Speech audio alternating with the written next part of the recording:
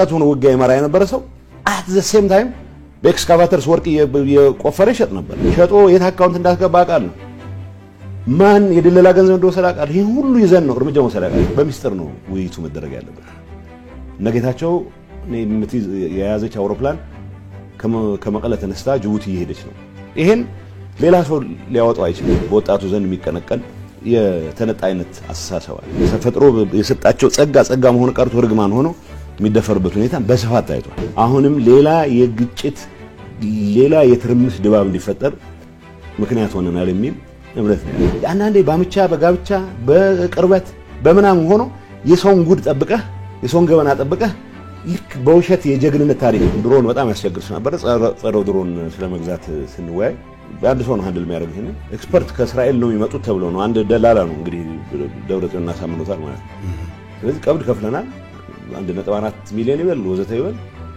እና በአፋር በኩል ይገቡና ኮምፒውተራቸውን ይዘው ድሮን ሲመጣ መጣል የሚችል አሁን ይሄ ወይ ድንቆላ መሆን አለበት የጦርነት ሰለባ እንዳይሆን ተጨማሪ የትግራይ ህዝብ የትግራይ ወጣት ይሄን የወንጀል ኢንተርፕራይዝ ማፍረስ ላይ መረባረብ ይችላል የኛዎቹ ጉዶች ናቸው የሚገርሙኝ የ210,000 ሰው ስንቅ ነው ከፍለው እንደ መንግስት ነው የመንግስት ሰራተኛ ደሞዝ አልተከፈለም ተብሎ ምንያው መከራካ የዚህ ሁሉ ሂደት የጥፋት አካል ነበር የመፍትሄው አካል መሆን ስለመፈልግ አሁንም እስከመጨረሻው ሰዋለሁ ያለም ይፎክር ጀነራል አለ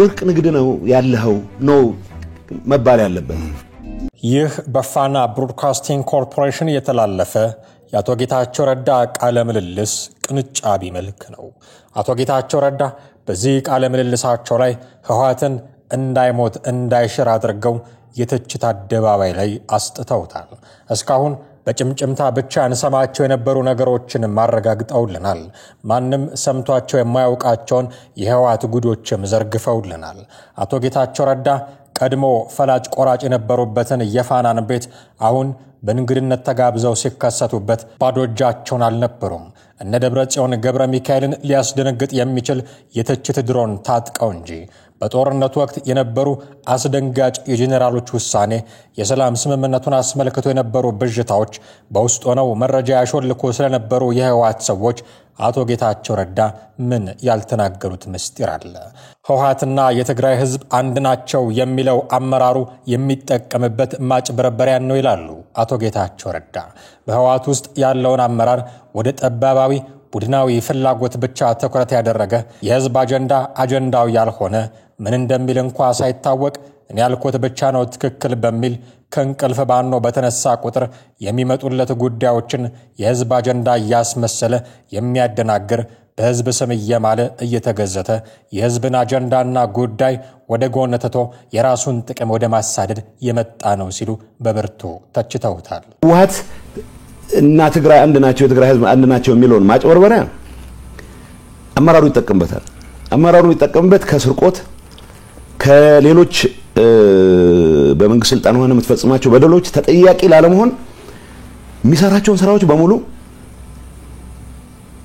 ከህዝቡ እና ከህዝቡ ይሁንታ በመነጨ እንደሚሰራቸው አድርጎ ለማሳመን ይሞክራል እውነቱ ምንድነው የሚሰርቅ ባለስልጣን የሚሰርቅ አመራር በህዝብ ስም ሲምል ሲገዘት ድርጅቴ አንድም ነገር እኮ ህወሓት እና ህዝቡ አንድ ነው ማለትም እንኳን አንድ ነገር ነው አመራሩን ነው ራሱን የህዝብ ወኪልም አድርጎ ህዝብንም እንዲሰግድለት አድርጎ ህዝብ አንድም አይነት የተቃውሞ ምልክት እንዳያሰማፍኑ የስርቆት አጀንዳ ውስጥም በደንብ ተነክሮ ግን ደግሞ ህወሓትና ድርጅት አንድ ስለሆነ ብሎ በዛ ማጭበርበሪያ ራሱን ነፃ ለማድረግ የሚሞክርበት ሁኔታ አለ ስለዚህ ይሄ በአንዳንድ ጊዜ ምናልባት ሊትሬቸር ላይ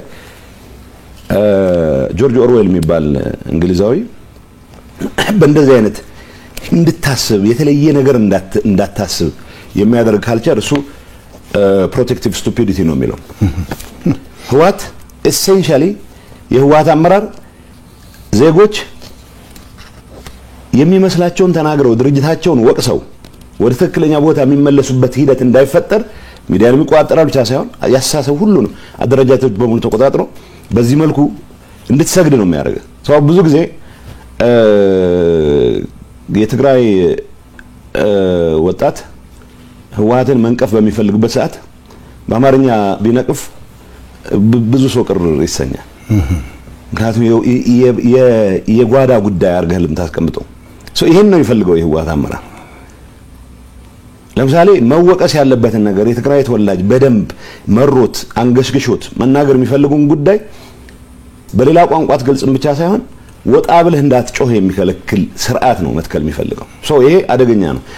ከዚህ አንፃር በአንደኛው መንገድ የትግራይ ህዝብ ተጎጂ ነው በእንደዚህ አይነቱ ፍረጃ ብለናል። በሁለተኛ ደረጃ ሰነፍ አስተሳሰብ የተጠናወተው ብዙ አለ። አንደኛ ደረጃ የትግራይ ህዝብ በትግሉ ጥግ ያስያዛቸው አስተሳሰቦች አሉ። እውነት ለመናገር በኢትዮጵያ ታሪክ ውስጥ በተደራጀ ሬዚስታንስ ለውጥ የማምጣት ሂደት ውስጥ ትልቅ አስተዋጽኦ ያደረገ ህዝብ ነው። በዚህ አጋጣሚ ከንጀራቸው የተፈናቀሉ በዚህ አጋጣሚ ከስልጣናቸው የተፈናቀሉ ወገኖች ኃይሎች ኢሴንሻሊ ህዝብ በዚህ ደረጃ የሚጎዳ ህዝብ የለም። የትግራይን ህዝብ እንደ መሰረታዊ የችግራቸው ምንጭ አድርገው የሚቆጥሩ አሉ። እነዚህ ሰነፍ አስተሳሰብ ያላቸው ሰዎች ወይ ህወሓት አመራር ላይ ያላቸውን ኢሹ ምክንያቱም ጥረት ይጠይቃል። ብለያይተህ ተንትነህ የህወሓት አመራር እንደዚህ ያደረገ የህወሓት አባል ሳይሆን የህወሓት ከፍተኛ አመራር ነው ብለህ መተንተን ትንሽ ጥረት የሚጠይቅ ስለሆነ እና ሰነፎችም ስለሆኑ ህወሓትንም የትግራይ ህዝብንም በአንድ ላይ አጃምለው ህወሓትን ወይም ህወሓት አመራር ለማጥፋት ያላቸውን አጀንዳ የትግራይ ህዝብ ከማጥፋት አጀንዳ ጋር ያይዞ ነው የሚንቀሳቀሱት። እንደዚህ አይነቱ ሰነፍ በጣም አደገኛ አስተሳሰብ ኢኳሊ የትግራይ ህዝብ ለአደጋ ዳርጎታል። ምናያቸው አጋጣሚዎች በሙሉ በተወሰነ ደረጃ ስርቆት ውስጥ የተሰማራ ሰው ሊኖር ይችላል። በተወሰነ ደረጃ ባለስልጣን ሆኖ በደል ይፈጽም ሊሆን ይችላል። ስለዚህ በልኩ ከመውሰድ ይልቅ ህዝብን እንደ ህዝብ እየፈረጅ ህዝብ የኢትዮጵያ አካል ሳይሆን የኢትዮጵያ ችግር እንደሆነ ተደርጎ እንዲወሰድ በማድረግ በትግራይ ህዝብ ላይ የደረሰ በደል እንዲፈጠር ትልቅ አስተዋጽኦ ያደረገ ፍረጃ ነው። ስለዚህ ሁለቱም ፍረጃዎች ከማንም ይምጣማን የህወሓት አመራር ያካሄደው ሌላው ይሄ ሰነፍ ይፈርጀው ስቲል የትግራይ ህዝብ ተጎጂ የሚያደርግ ነው። ስለዚህ በሁለቱም መልኩ ውጭ ወጥተህ ገሌ ብለህ ለመውቀስ ሳይሆን ሁላችንም በዛ ባለፍንበት ሂደት የህዝብ አጀንዳን ከማስቀደም አንፃር ምን አረግም ብለን ማየት ተገቢ ነው የሚሆነው። ይሄን ውጭ ወጥቼ ገሌ ብዬ ለመውቀስ አይደለም። ሁላችንም ባለፍንበት ሂደት የህዝብ አጀንዳ ከማስቀመጥ አኳያ ምን አደረግን ብለን መጠየቅ አለብን ሲሉ ቃላቸውን የሰጡት አቶ ጌታቸው ረዳ በመቀሌ በነበራቸው ቆይታ ለህይወታቸው ጭምር የሚያሰጋ ሁኔታ ከፊታቸው ተጋርጦ እንደነበረ ከወራት በፊት የተሰሙ መረጃዎች ይጠቁማሉ። አቶ ጌታቸው ረዳ ክፉ በሚመኙላቸው ሰዎች ሊገደሉ ነበር የሚለው መረጃ እንዲሁ የተፈበረከ አልነበረም። ከመጋረጃው ጀርባ ያሉ ሁነቶችን ስንፈትሽ በእርግጥም አቶ ጌታቸውን እንዲሰጉ የሚያደርጓቸው ጥቂት ነገሮች አይጠፉ ይሆናል። በህወሓትና በጊዜ አስተዳደሩ መካከል ገብቶ የነበረው ነፋስ፣ በተለይም ከዶክተር ደብረጽዮን ጋር የሚስተዋለው ልዩነት፣ አቶ ጌታቸው በህወሓት የወረዳና የቀበሌ አመራሮች ላይ በድፍረት ይወስዷቸው የነበሩ አስተዳደራዊ እርምጃዎችና ሌሎችም ጉዳዮች አቶ ጌታቸው ከዶክተር አብይ ጋር ከፈጠሩት ቅርበት ጋር ተዳምረው ነባር የህወሓት ሰዎችን ቂም የሚያስቋጥሩ በርካታ ነገሮች ነበሩ። በዚህም ምክንያት አቶ ጌታቸው ለመግደል የሚያሴሩ ካልቻሉ ደግሞ ከወንበራቸው ለመፈንገል የሚጥሩ ህወሓታውያን የሉም ብሎ ማለት አይቻልም። ለዚህ ነው አቶ ጌታቸው ሊገደሉ ነበር የሚለውን መረጃ እንደተራ የማህበራዊ ሚዲያ ጩኸት አቅልሎ ማለፍ አይቻልም ይባል ነበረው። ታዲያ ከመናገሻቸው መቀሌ ተነስተው አሁን የጠቅላይ ሚኒስትሩ አማካሪ ከሆኑ በኋላ አቶ ጌታቸው ረዳ የቃላት ጥይታቸውን ወደ ቀድሞ ድርጅታቸው መተኮስ አፈሙዝ አዙረው ደብረጽዮን ላይ ትችት ማርከፍከፍ ጀምረዋል። እስካሁን የዋሻውት ይበቃኛል፣ እስካሁን የታገስኩት ይበቃኛል የሚሉት አቶ ጌታቸው ረዳ በትግራይ ያለው ህገወጥ የወርቅ ንግድ ከፕሪቶሪያው ስምምነት በኋላ የጀመረ ሳይሆን በጦርነቱ ጊዜም ሳይቀር ሲሰራ የነበረ እንደሆነም ይናገራሉ። አቶ ጌታቸው ብዙ ሰው የወርቅ ንግድ የፕሪቶሪያ ስምምነት ከተፈራረመን በኋላ የጀመረ ይመስለዋል ያሉ ሲሆን ግን ጦርነቱም እየተካሄደ ንግዱ ነበረ ብለዋል። እኔ የማምንበትን ትግል ነው ያካሄድኩት ብያምናለሁ። በዛ በማምንበት ትግል ውስጥ የትግራይን ህዝብ አጀንዳ ይዘው የታገሉ ብዙ የጦር መኮንኖች አሉ። ለሰሩት ሥራ ያለኝ ክብር በፍጹም አይቀንስም።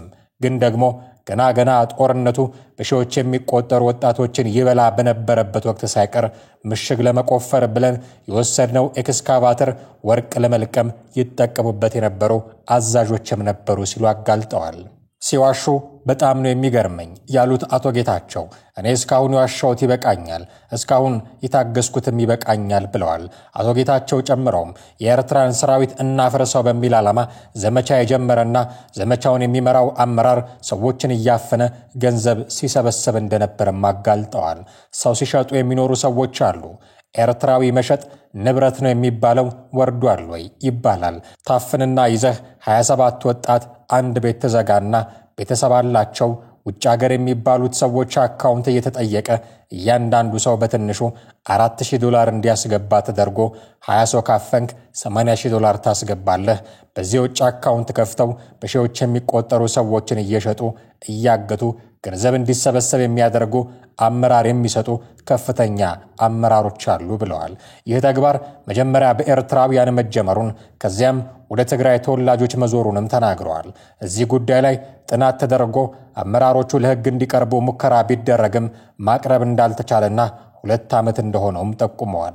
አቶ ጌታቸው ይህን የሚመራ የመረጃ መምሪያ ኃላፊ እርምጃ እንዲወሰድበት ወይ ከስራ እንዲነሳ ብለን ወስነን ስናበቃ ለማስፈጸም ኃላፊነት የሚሰጣቸው የጸጥታ አመራሮች አላስፈጸሙም ሲሉም ተችተዋል። የጸጥታ አመራሮች በባህሪያቸው ጥፋት ያጠፋውም ያላጠፋውም የመተጋገዝ ባህሪ ያላቸው ሲሉም ተደምጠዋል። ከዚህ በተጨማሪ አቶ ጌታቸው ረዳ በወርቅ ንግድ ውስጥ ስላሉ አመራሮችም ተናግረዋል። ወርቅ ንግድ ውስጥ የገባ ለትግራይ ነጻነት እስከ መጨረሻ ሰዋለሁ እያለ የሚፎክር ጀነራል አለ። አሁንም እንዲህ አይነቱን የወርቅ ንግድ ውስጥ ነው ያለው ሊባል ይገባል ብለዋል። አቶ ጌታቸው እነ ጀነራል ምግበ በወርቅ ንግድ ውስጥ ተሰማርተው እንደሚገኙ በስም ጠቅሰው ይፋ አድርገዋል።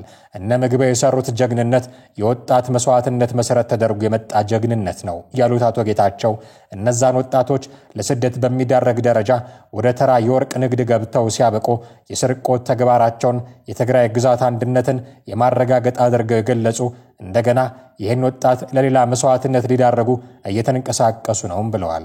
እና ኃይለሥላሴም አሁን በትግራይ ሕዝብ አንድነት ስም የትግራይን ወጣት ከኤርትራም ጋር ቢሆን አብሬ ለማገዶነት እዳርገዋለሁ በሚል በጀግንነት ስም እየፎከረ ነው ሲሉ ተችተዋቸዋል። እነ ምግበ እና ኃይለሥላሴን በወንጀል የተነከሩ ሰዎች ናቸው ብለውም አጋልጠዋቸዋል። ድንገት ሰላም ቢፈጠር ተጠያቂ ሆናለሁ አደጋ ውስጥ ገባለሁ ብለው ስለሚያስቡም ግርግር እንዲያልቅ አይፈልጉም ሲሉም ይገልጿቸዋል።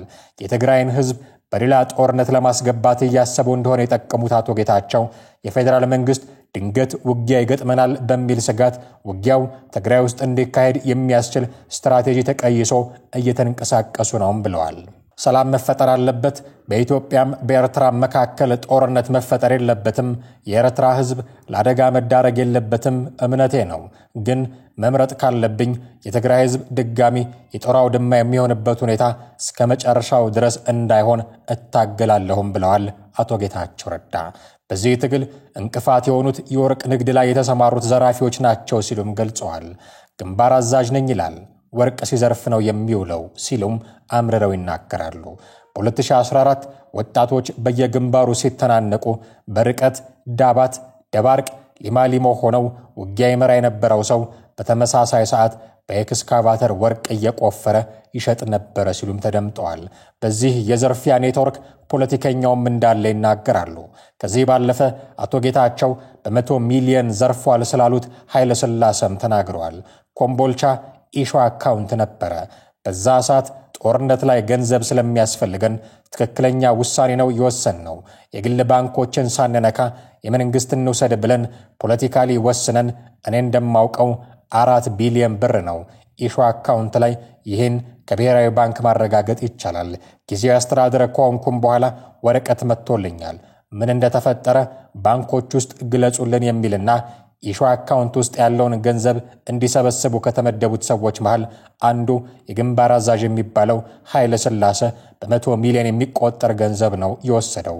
ወደ 1 ቢሊዮን አካባቢ ገንዘብ ነው የወሰደው። እሱ ስር ተፍተፍ የሚሉ የእሱ አገልጋዮች የተወሰነ ድርሻም ይወሰዱ አሉ ብለዋል።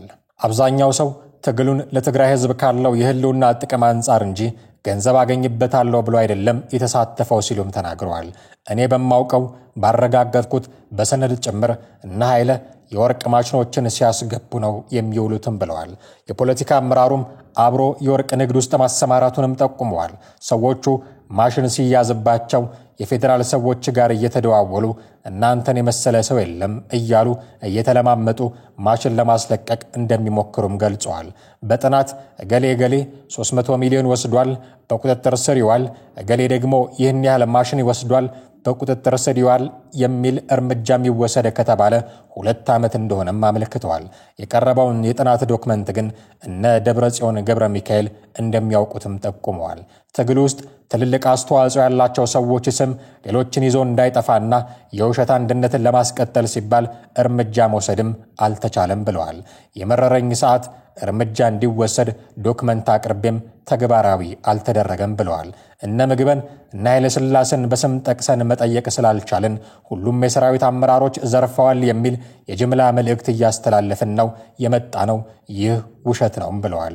ተጠያቂነት እንዳይሰፍን የፖለቲካ መሪዎቹ እንቅፋት እንደሆኑ ይህን የሚያደርጉትም እነሱም ተጠያቂ ስለሆኑ እንደሆነ አቶ ጌታቸው ረዳ አስረድተዋል።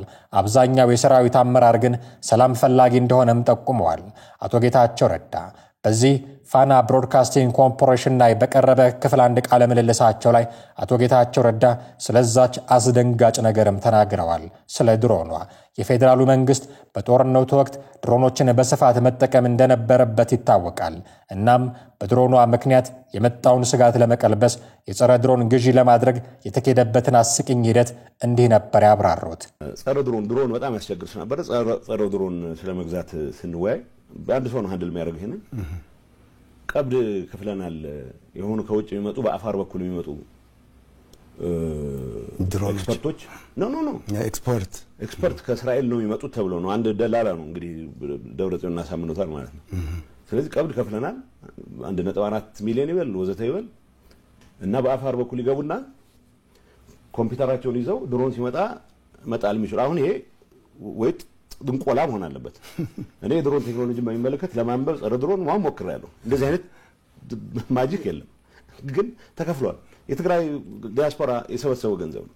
ሌላ ዝርዝር ራዲዮ ልግዛ ብሎ የተሰወራለ፣ አውሮፕላን አከራያችኋለሁ ብሎ ቀብድ ወስዶ የተሰወራለ። ይሄ ሁሉ ገንዘብ የት ነው የገባው?